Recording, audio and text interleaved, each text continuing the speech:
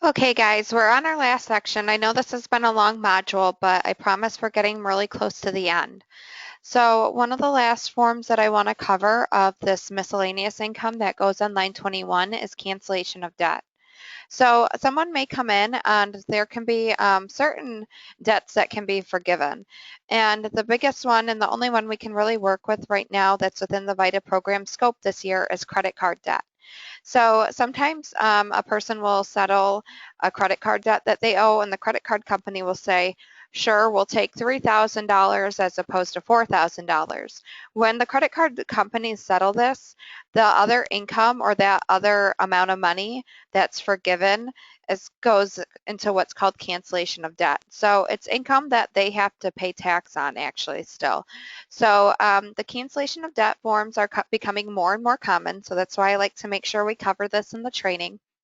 And we can really only work with a limited amount of them. And like I said, what we're working with for VITA and that falls in the VITA program scope is credit card cancellation of debt. So if somebody comes in with a Form 1099-C, they're pretty easy forms to work with, and this is really a pretty easy income source to put into the tax return. But they'll come in and you'll just want to ask some probing questions. The first, we want to make sure that it's credit card cancellation debt. And that's it, since that's the only thing we can work with. If it's some sort of educational loan or something that's been forgiven, or some sort of medical expense that's been received to the taxpayer, then they will want to consult another source for tax preparation. But the debt cannot be related to any sort of business activity.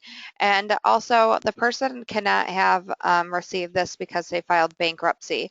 What that indicates is that the client is insolvent, and we can't assist people with any sort of insolvent situations. What it means if somebody is insolvent is that they owe more money than any other financial assets combined. So this can be the case, like I said, more often than not, people are in the process of bankruptcy, or this might be a debt that's been owed for some time. So we do work with those credit card cancellations of debt. And this is what the form looks like. So it's pretty simple information we have to put into the tax return.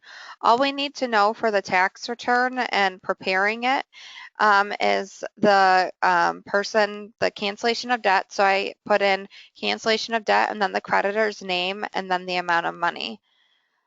This is really all you need. And then, like I said, on line 21 in the 1040 form, if you open up the worksheet, this is a form that populates. It's just the miscellaneous income. On line 16, you just write cancellation of debt. I usually like to write in the lender, so the creditor, if there's room, and then the amount of money. And then that's it. That's all cancellation of debt is. Lastly, I just want to talk about those gambling winnings. Like I said, this is the most common form of other income.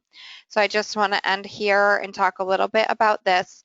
People get gambling winnings for all sorts of reasons. And a lot of the time people will say, well, that's the amount of money, and I've heard that you can deduct your losses. You can only deduct your losses if you're itemizing your tax return. And that goes in a Schedule A. We'll cover itemization in our next training module, but I just like for people to know this and be aware of this up front, that you can't just do the subtraction in your head. If they're provided a tax form and a tax document, that's what the IRS has received also. So you can't deduct losses right from that W-2G, that gambling statement that the client receives. The W-2G, the gambling statement that comes in, it goes on line 21. This is what it looks like. From the 1040 form, you just go to line 21 and open up the miscellaneous income forms. And on line 1, if you open that, you'll open a form that looks very similar to this. You'll have to put in all the information that's filled in all the boxes. Sometimes you'll receive information and it won't quite line up. It depends on what state it's coming from. The states vary slightly, but it basically follows straight through and it's pretty obvious. So just make sure you're checking box 1, box 2, box 3, and reading the information from it. For example, I think in the Michigan tax return, or at least in our tax-wise, these two spaces are reversed. Like the date one will be in this area, and then the type of wager will be over here. So just keep an eye and make sure that you're entering the information off of this form correctly. This is what it looks like in the TaxWise software. So like I said, it varies slightly, but all the same information is there, and you can get that right off of that W-2G. And that's it with the gambling winnings, and that's it with all of the income information that I wanted to review with you.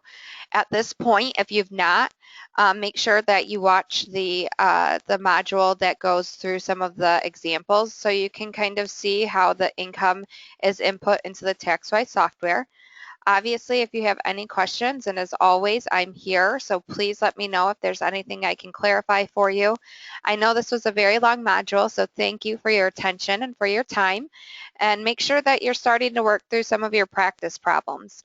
If you need access to the practice software, just again, let me, Amanda Grover, know, and I'll make sure to get you set up with a username and all the information to log into that. Be sure to stay tuned and watch Module 4. We're getting close to the end and getting through the bulk of our material at this point. So again, as always, please, I welcome any questions, or if there's anything I can clarify, I'm happy to. Thanks so much for your time. Have a great day.